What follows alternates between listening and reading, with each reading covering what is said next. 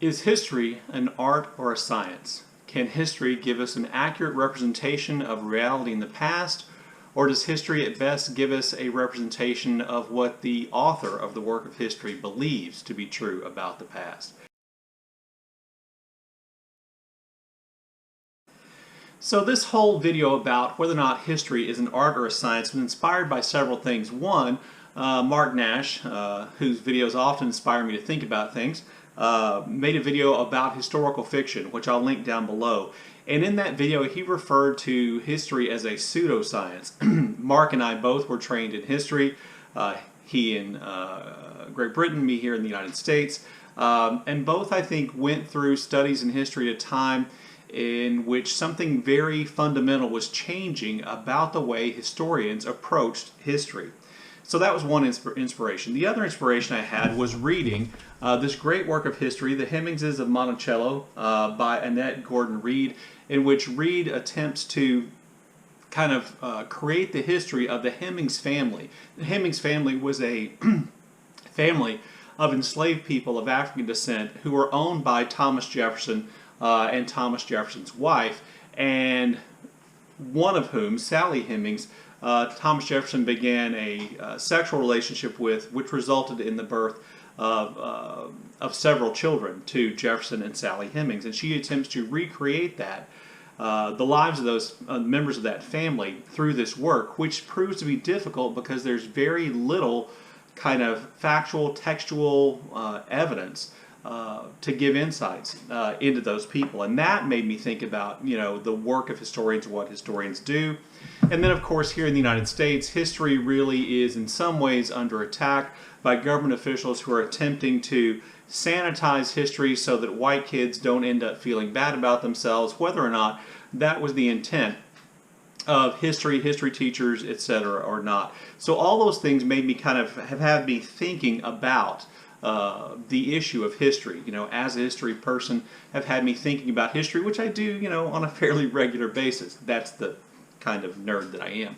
So first I want to kind of approach this topic by looking at history as a science, or as Mark put it in his video, a pseudoscience. So really back in the 1950s and 1960s, education changed to put a lot more emphasis on science and math, on what we call STEM today: science, technology, engineering, and math.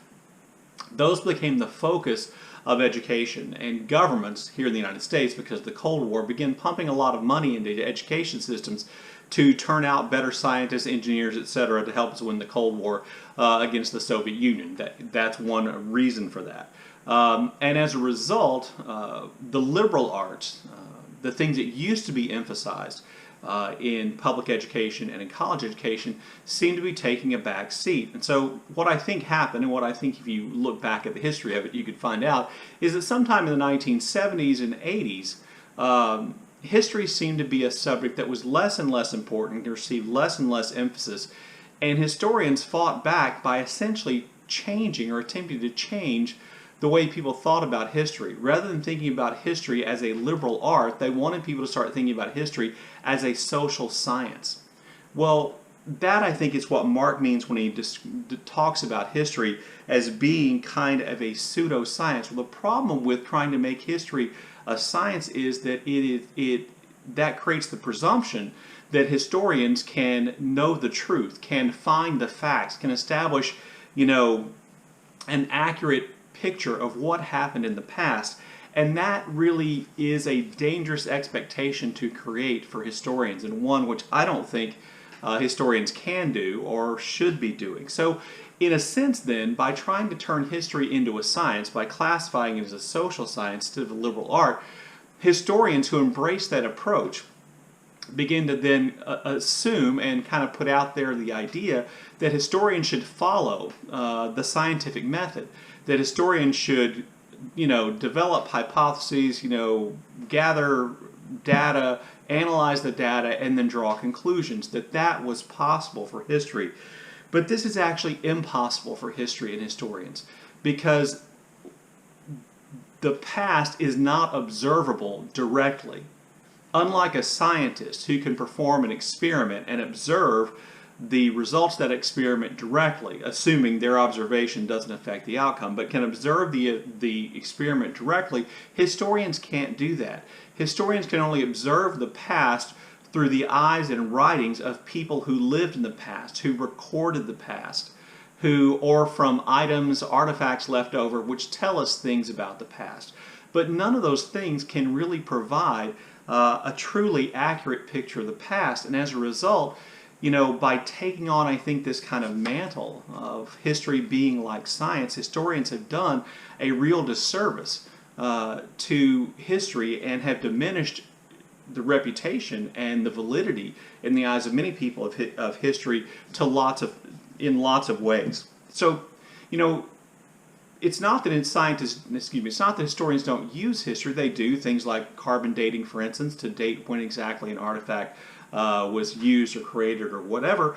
But even carbon dating, we know, historians make definitive statements here in the United States all the time that, human history in the Americas dates to this, 20,000 BC or whatever, and then another find will come up, carbon dating will take place, and we'll find out it was actually older. Even when historians use science, they don't oftentimes come up with accurate facts. The accurate facts we can come up with are the very boring facts which you complained about having to memorize in school. The dates of things, the names of people, those things we can establish as facts, but those aren't really history. Those are just kind of like markers of history. So this idea that we can establish the truth of what happened in the past is impossible because of the bias of the people who left behind records. Historians should be going through and parsing and reading and comparing all kinds of sources to come up with their conclusions, yes, but can they ever definitively come up with a conclusion about what life was like in 1700 here in what became the United States of America? The answer is no. They cannot know that. In part because of the bias of the people who recorded history, in part because of the bias of the people who preserved history, in part because of the bias that comes with education levels where certain people, received education and others didn't. I think about this all the time in relationship to the Ken Burns documentary about the Civil War. We have all these letters that are written and that are read beautifully in the Ken Burns documentary about the Civil War, and it leaves the idea that the people in the Civil War, they're these highly literate, sensitive, literary people. Well, the truth of the matter is, some people were like that, and they did write these beautiful letters, but more often than not, these were the most educated people. And the reason why we don't have letters that seem to portray the lack of education is because those people didn't write letters, and if they did, their families didn't preserve them. That is a bias in history, and all of that means that we really cannot come up with a definitive, absolutely accurate picture of the past, and we never do. And so, to try to make the foundation of history, the scientific method and science is, I think, just an invitation to failure. What history is instead is an art. There's a reason why the ancient Greeks assigned Cleo to be the muse of history and historical writing, because they saw it as an art, and that's what it is. At its best, history takes information from sources and creates a representation of the past, which the author certainly believes to be accurate, but which I'm telling you can never be completely accurate. All historians run into a problem when they're doing research, as Annette Gordon-Reed undoubtedly did. They run into a problem when they're doing research, when they're trying to write a historical piece, that there are gaps in the evidence. There's gaps in the written record. Well, in the case of the Hemmingses, there are huge gaps in the written record. A, the Hemmingses themselves were not all literate, and they didn't all write things down. B, after the death of Thomas Jefferson, it is clear that members of Jefferson's white family went through his letters, correspondence, etc., and eliminated mentions and references to the Hemmings, particularly those related to Sally Hemings, the enslaved woman with whom he fathered several children. And therefore, there are these huge gaps. Well, what that means is that Gordon-Reed, like all historians, maybe an extreme case for her, all historians has to make intuitive leaps.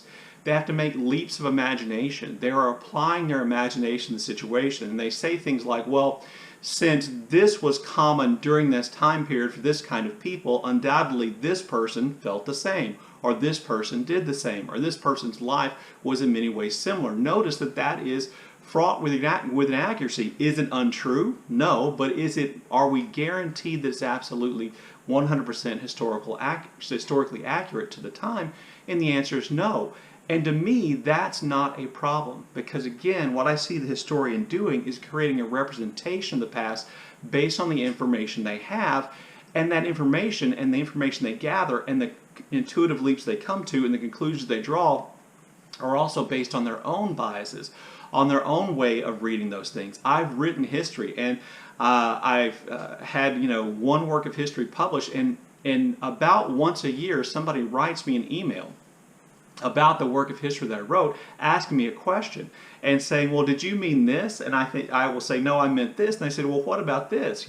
Something I hadn't considered, or an approach or a thought I hadn't had. And I realized what I said might be true, but what this other person said might be true as well. That is just inevitably going to happen with history, unless, of course, we're talking about something like the Diary of Samuel Pepys, in which one person wrote down, their experiences on a daily basis and their thoughts and their beliefs, and that in itself was preserved. In that case, notice we just published the Diary of Samuel Pepys. We don't publish a lot of works of history about the Diary of Samuel Pepys because the work itself is there. But in all other cases where things are less clear, we rely on historians to create this representation of the past. And creating a representation of the past is an art. It is an art. Just like painting is an art. Just as a painter gathers colors on their palette, a historian gathers facts from sources. Just as a painter blends together colors to create a new color, historians blend together facts from sources to create a new understanding. Just as a painter applies paint to the canvas within the confines of the canvas and within the confines of whatever school of art or belief or what they're trying to do, a historian applies the facts, the sources they've achieved to create this representation of the past within the confines of what is accepted by the field of history. Just as a painter creates an image that they think represents an object, something they've seen, a place they've been, an emotion, whatever, a historian creates a representation of the past that they believe to be true.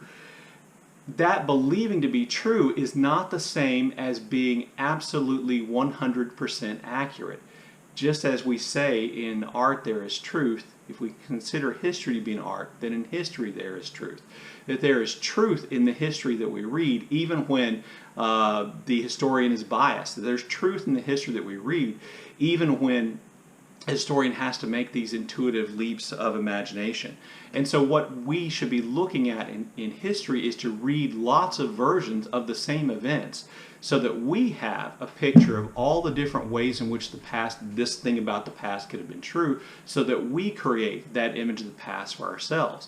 That doesn't mean that some history isn't absolutely false, if it's intentionally falsified, but I'm talking about here historians trying to go about the work honestly can create truth without creating scientific accuracy, and they should not be trying to make their work scientifically accurate. They should be striving for truth, as all art does. Anyway, there you go. There's my Random Thought Thursday. Look forward to your comments in the comment section below, and as always, thank you for watching.